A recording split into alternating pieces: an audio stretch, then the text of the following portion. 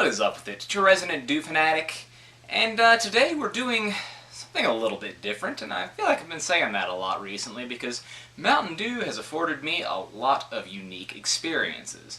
And to keep that ball rolling, they decided to celebrate their history and the great outdoors. They decided to throw together this Mountain Dew Outpost in Mountain City, Tennessee at Doe Mountain.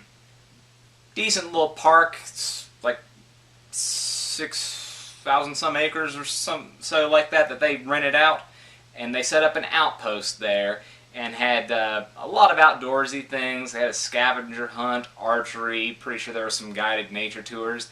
I didn't do all of that, but I did participate in some of it. But the main thing, the reason you probably clicked on this video, is to hear my take on the 6 previously unreleased flavors of Mountain Dew. These are things that have never been marketed. They are test flavors, and the folks that showed up there got to try them and experience them, give feedback, tell what their favorite is, and I think we'll do it in the same fashion that they did. I will go in the order, and we'll let you know what we think. So, it started out, and I almost didn't even make it in because there were so many people the first day, but thanks to some generosity on their part, me and my group got in. We started out with the elderberry flavor, which was kind of a strange one to me because that's normally, something to boost immune support. You'll see it with zinc, vitamin C, vitamin D, that sort of thing. They'll link it all together. But I sipped on it, and it has, I don't want to say a generic berry type taste, but I've seen some people that say, and my brother is one of them, that it's reminiscent of Pitch Black, and I could see why they think it. It's understated, but it's not grapey, so I don't know.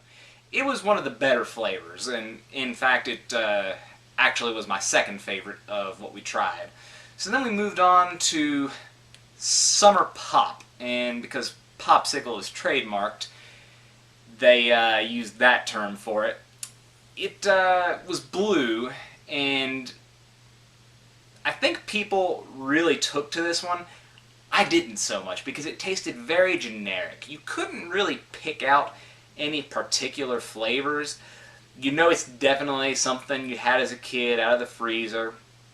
But it didn't taste like a bomb pop to me, kind of like Dew SA, where you have cherry, citrus, and raspberry all in one. This could have had cherry, probably, almost certainly had some sort of berry in it, but you couldn't really distinguish it. And it was muddled together and kind of bland, just very average. So it ranked lower on my list, and I'll show my full rankings at some point during this conversation. So we moved on, and then we had the apple cinnamon. Not gonna lie, similar to thrashed apple, which I was kind of lukewarm on, but once you add cinnamon, mellow the flavor out so the tartness isn't as prominent, it's pretty dang good. It's very dessert-like, and above all other flavors, I would say the most refreshing, that and elderberry. So we start to get into some of the meme territory here. The next flavor was s'mores. It had an appearance similar to that of whiteout. It was this translucent white color. It was not highly citrusy at all, but it was surprisingly okay. It ended up being my third favorite of the 6 that were there. Chocolate wasn't very prominent. You could taste graham cracker heavily, but it wasn't like fresh graham cracker. It tasted like stale graham cracker. I don't know how you make it taste stale, but if they were to ever market this in any sort of way, they gotta fix that. But it was palatable, and above that, I could have drank more. So, what can I say? I kind of liked a meme flavor. The next one was huckleberry, and I don't know what a huckleberry tastes like, never tried one in my life, but if you've had Sangrita Blast or Cyclone from Speedway, which I believe is no longer with us, you've had something reminiscent of Huckleberry Dew. It's punchy but tart. A lot of bitter notes. And I know a lot of people, I think they're kind of the fringe, but they like that. So it ended up being pretty low end, but not the absolute bottom, because for the meme, Mountain Dew elected to make a carbonated pickle brine. It was their dill pick. Actually, I don't know if it was necessarily called dill pickle, but you could taste some dill in this thing. It was basically carbonated pickle juice. It was very briny. It smelled of vinegar, which is so strange. It would have to be artificial. I don't even want to think about the science that it takes to make this.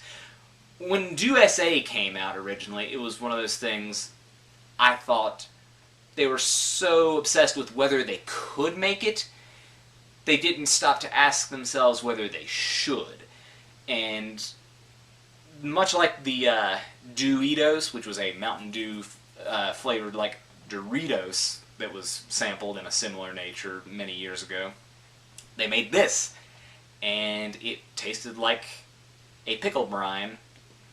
You could taste a little bit of dill even. Like the s'mores, it was palatable. Unlike the s'mores, this was not enjoyable nor refreshing. So it was easily my least favorite. But the ones, because they did this little voting thing, which I will definitely show you. They had you take the sample cups and then drop them down these lengthy tubes that would stack up and show you who your what people were voting for their favorites. So I go put the cup into the apple cinnamon, and it's low. It's like 5th or 6th place. And Summer Pop's pretty popular. It was 1st or 2nd, and Huckleberry was up there, or not Huckleberry, Elderberry was up there too. And that was the favorite of the guy that was hosting our sampling table.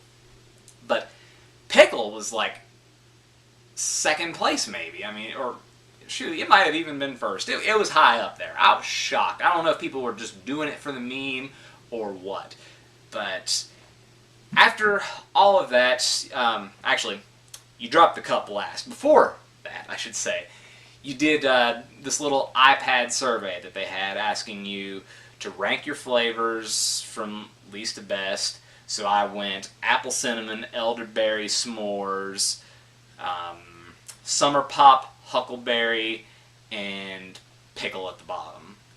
And then it asked you about your top flavors, like would you like to see a variety pack of this sort of thing, which seems to hint at potentially a Dew Store release if this proves popular.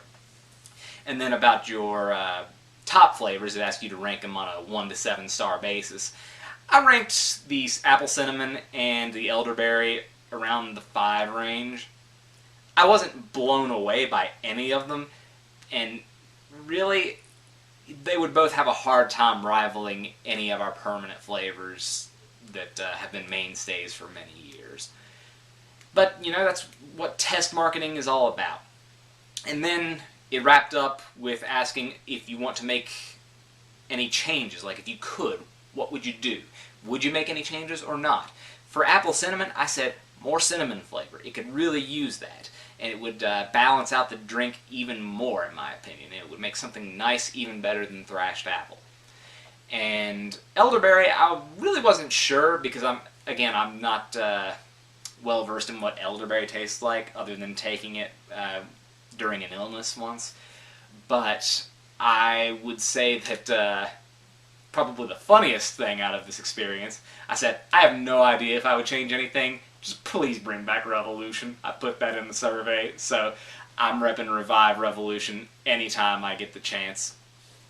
But the whole experience was pretty great, and I participated in the scavenger hunt. They had these tokens spread out across the different trails on Doe Mountain, and there were like per day 150 green chips that allowed you to get a camo Mountain Dew bottle, 20 red ones that had a backpack, and then there was a black and white chip, one for some ridiculous speaker.